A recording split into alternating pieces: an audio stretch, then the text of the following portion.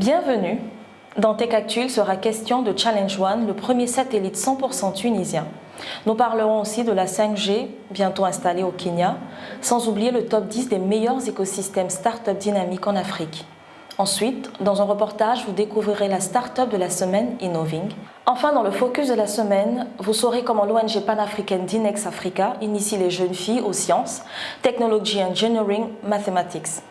Vous suivez le récap tech.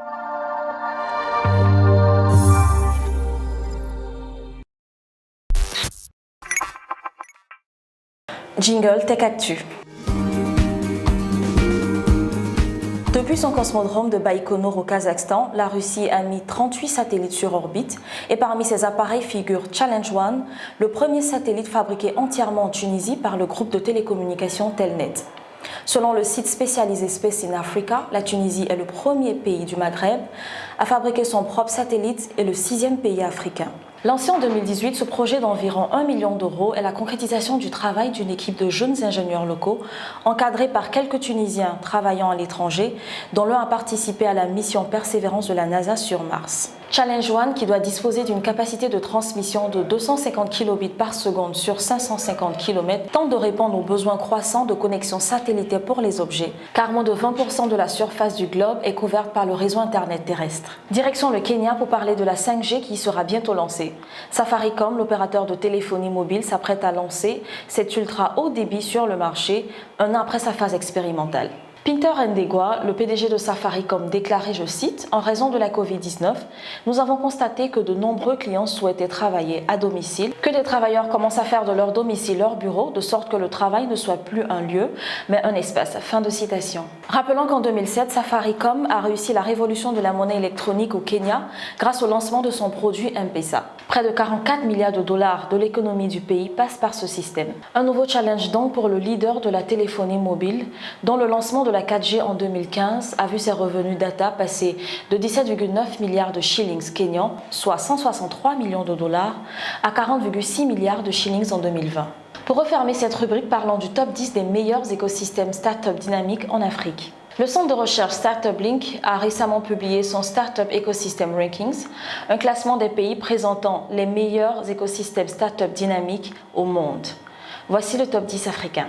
1. Afrique du Sud, 2. Kenya, 3. Rwanda, 4. Nigeria, 5. Tunisie, 6. Égypte, 7. Maroc, 8. Ghana, 9. Ouganda et 10. Cap-Vert. Jingle Startup de la semaine. Lauréat 2019 Orange Fab et Africa Cyber Security Conference, Innoving est la start-up de la semaine. Reportage.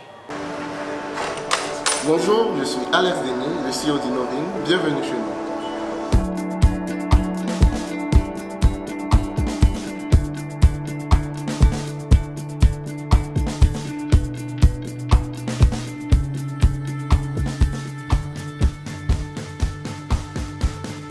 Déjà, le nom vient de mon épouse, Eunice Denis, qui a dit écoute, cette fois-ci, si tu lances une activité, il faut que ce soit Innoving. L'idée est partie du fait que j'avais plusieurs autres entreprises qui n'ont malheureusement pas connu de succès. Et je me suis rendu compte que je n'étais pas le seul dans cette situation. Et à force de creuser, on s'est rendu compte que la majorité de nos économies, surtout africaines, principalement en Côte d'Ivoire, sont basées sur l'informel. Ces activités font beaucoup de cash, mais n'ont pas vraiment une longue durée. Et pourquoi ça? Parce qu'on n'a pas d'outils de gestion adaptés à nos activités. Et s'il va démarrer l'aventure d'Innoving, on va se dire qu'il faut qu'on mette en place un ERP, des solutions digitales sur mesure. Donc on va commencer avec des amis à réfléchir sur la question, à commencer par lancer d'abord le produit qui aura le nom de MyInnoving. On a trouvé qu'il n'était pas trop accrocheur et qu'il ne vendait pas vraiment le Made in Africa dont on rêvait. Et au Sénégal, en 2018, on va lancer Inzasa, qui est un ERP 360 degrés destiné aux très petites entreprises qui va permettre de pouvoir vraiment révolutionner le business en Afrique. On a pour le début pas eu de financement et on a dû vraiment compter sur nous. Donc c'était très difficile, des jours sans dormir, sans manger. Heureusement ou malheureusement, je suis père de famille, donc tu as aussi toute la charge familiale présentais, tu n'as plus de source de revenus parce que ton activité est en début et démarre pas. Et donc c'était des moments très difficiles. Innoving est mon bébé, mais en réalité, c'est la personne qui a porté Innoving, c'est mon épouse, donc Eunice Denis. Ah, Innoving. Vraiment, on a traîné pour arriver là aujourd'hui. Quand je pense à nos débuts, je n'ai qu'un seul mot en tête, c'est la fierté. Je suis vraiment fière de mon mari, de ce qu'il est devenu aujourd'hui. Je souhaiterais encourager toutes ces femmes d'entrepreneurs qui aujourd'hui ne savent pas où mettre la tête. J'aimerais leur dire de garder espoir. Au bout de l'effort, il y a la récompense. Et Dieu au devant de tout, avec Dieu ça marche toujours. Vraiment le prix qui me tenait le plus à cœur, c'était le prix Orange Startup, Orange Fab. J'avais compéti à ce prix en 2017, bien avant de lancer Innoving avec un autre projet. Malheureusement, je n'ai pas été retenu. Et l'année suivante, j'ai laissé le projet que j'avais porté qui m'a fait échouer. Et j'ai repris Innoving, j'ai compéti. Et bingo, c'était le boom. On travaillait à la maison. Aujourd'hui, on allait pouvoir avoir un local. Et tout de suite, les choses se sont emballées. On a pu étoffer nos équipes. On est passé de 2 à 15. Et je me rappelle au Africa Cyber Security. Et Dieu merci, on a été la meilleure start-up en 2019 de Africa Cyber Security. Il revenait pour nous de pouvoir offrir aux TPE, des commerçants, des solutions faciles à utiliser. Donc comme vous voyez sur l'image, à ce niveau, elles rendent tous les produits qu'elles vendent. Pour nous, le téléphone devient une caisse digitale où les terminaux Famoco, qui est un de nos partenaires, deviennent des caisses digitales. Le propriétaire, quel que soit l'endroit où il est dans le monde, voit en temps réel qu'une vente a été faite dans son magasin et on émet un reçu physique si on utilise un terminal. Donc, pour nous, on a démocratisé déjà la digitalisation de la vente.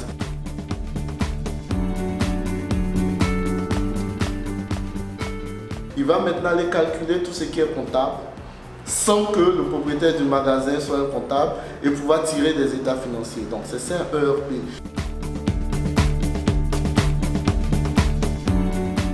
J'ai connu Innoving par M. Alex Denis qui a pris un rendez-vous un matin auprès de mon assistante qui est venu me présenter une solution, me parler d'une solution informatique qui pourrait faciliter la gestion de mes caisses. Mais je vous assure que ça a impacté de manière très positive l'entreprise. Avant, pour la caisse, pour gérer mes caisses, on avait des tickets qu'on fabriquait en imprimerie, avec le risque de fraude que ça comportait. Mais depuis que Innoving, que nous utilisons cette application-là, la vie est devenue très très facile. La gestion de la caisse paradisiaque est devenue très très facile. Aujourd'hui, avec l'équipe, on révolutionne vraiment le domaine du digital. On a vraiment aidé beaucoup de structures, beaucoup de TPE, de PME à développer leurs activités et aujourd'hui à gagner beaucoup plus en notoriété. Croire en son rêve et le réaliser est quelque chose qui vaut la chandelle d'être essayé. Donc moi je vais dire de se donner les moyens. Les moyens c'est de forcer. On peut échouer une fois, deux fois, trois fois, ça n'a aucune importance. Le meilleur financement qu'on peut avoir, c'est d'avoir un projet qu'on vend. Les clients vont nous permettre d'avoir l'argent et de faire grandir ce projet. Jingle, focus de la semaine. Promouvoir la culture de l'excellence chez les jeunes filles scolarisées des quartiers populaires et des zones rurales et encourager davantage l'intérêt des jeunes filles pour les Sciences, Technology Engineering, Mathematics. Tel est l'engagement de l'ONG panafricaine Dinex Africa. Ses acquis, ses projets, ses blocages, éléments de réponse dans ce reportage.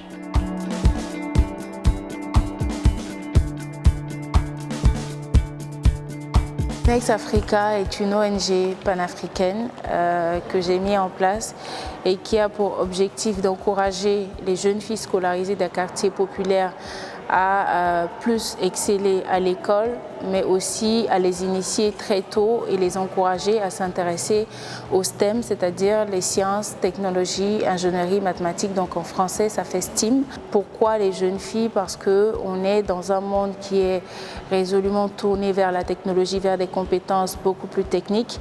Et malheureusement, on a très peu de femmes qui s'intéressent déjà au niveau scolaire à des filières scientifiques pour des raisons individuelles, des raisons sociales ou encore des raisons culturelles ou encore même par manque d'opportunités.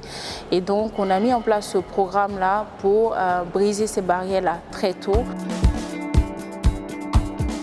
Dinex Africa, c'est toute ma vie. C'est le projet qui me permet de me dire il faut que tu te réveilles chaque matin, il faut que tu sois beaucoup plus courageuse, il faut que tu fasses bouger les lignes parce que avec Dinex Africa, je me suis rendu compte qu'il n'y a pas que ma vie qui compte. Alors depuis notre création, on a mené pas mal d'activités en termes de sensibilisation. On a parcouru, je pense, 6 endroits, donc 4 zones rurales et 2 grandes communes à Abidjan. On a également formé 30 jeunes filles donc, avec un programme d'été où on les a occupées. Sainement, on les a également occupées intellectuellement où à la sortie de ce programme de 3 mois, elles ont eu des compétences en développement web, en électronique, en robotique et elles ont également réalisé des projets qui aujourd'hui sont en train d'être peaufinés pour certains à fort potentiel. Dinex Africa, c'est également des rencontres avec des personnalités de la place, donc des meet-up organisés avec Muriel Auré, Edith Brou, Manon Karamoko. C'est également des ateliers d'initiation, de sensibilisation, de formation. J'ai rejoint le programme Dinex dans le but de pouvoir enseigner aux jeunes filles la programmation. J'attends de ces jeunes filles-là qu'elles puissent produire du code potable et que cela puisse permettre d'impacter leurs différentes communautés. Dinex Africa m'a apporté beaucoup de choses au plan de compétences. J'ai appris à coder, à créer des applications, des sites. J'ai appris aussi un peu de robotique et j'ai créé mon application qui est Chirini. Plus tard, j'aimerais être cardiologue. Donc Dinex Africa m'a appris à parler en public. Dinex Africa m'a appris à avoir confiance en moi. Je vais vous raconter une petite anecdote. Un jour, moi et notre fondatrice, Madame Maïmouna, nous travaillions sur un projet. Il était un peu complexe, donc je lui ai dit que je n'allais pas la décevoir. J'allais tout faire pour trouver la solution et que j'allais la rendre fière. Et elle m'a dit qu'en tout premier lieu, c'est moi que je devais rendre fière. Alors maintenant, mon créneau, c'est me rendre fière, la rendre fière et rendre mes parents fiers. Le plus gros challenge, c'est aujourd'hui de se mettre ensemble avec les décideurs pour faire sortir des stratégies qui nous permettront d'avoir un bon taux de pénétration numérique en termes de connaissances et en termes de carrière. Ce que je peux dire aux jeunes filles qui me regardent aujourd'hui, c'est soyez vous-même. Soyez vous-même, arrivez à vous retrouver en vous-même. Je ne sais pas si vous comprenez ce que je dis, mais arrivez à se retrouver, à savoir ce qu'on veut, à se construire, à se définir des modèles basés sur des principes et des valeurs, à se tracer sa propre voie, à ne pas attendre que quelqu'un fasse quelque chose pour nous, mais surtout d'enclencher le processus et les autres viendront après, ou la contribution des autres sera un bonus, mais il ne faudrait pas que la contribution des autres soit le socle de vos différents projets. Donc, si vous me demandez aujourd'hui pourquoi on devrait accompagner Dinex Africa, je vous dirais, toute personne qui se dit, je pense que des jeunes filles qui n'ont pas demandé à naître dans des conditions moins aisées méritent d'avoir leur chance. Vous faites partie de nos partenaires. Si vous êtes une des personnes qui pensez que la représentativité féminine doit être une réalité, mais cette représentativité féminine-là doit avoir sa base dans les compétences qui seront acquises à travers l'éducation et la formation, vous avez besoin de nous accompagner. Si vous pensez également que vous faites partie de ces personnes-là qui sont d'avis avec nous que la révolution numérique ne peut se faire sans la moitié de la population, c'est-à-dire les femmes, qu'elles ont leur mot à dire et qu'on ne doit pas leur tenir la main, qu'on doit plutôt créer des cadres favorables pour qu'elles puissent se former et elles-mêmes porter leur voix. Nous avons besoin de vous et votre appui sera d'une hauteur inestimable. Merci d'être resté en notre compagnie. Surtout, n'hésitez pas à liker, commenter et partager. Rendez-vous la prochaine fois pour un autre numéro du Récap Tech.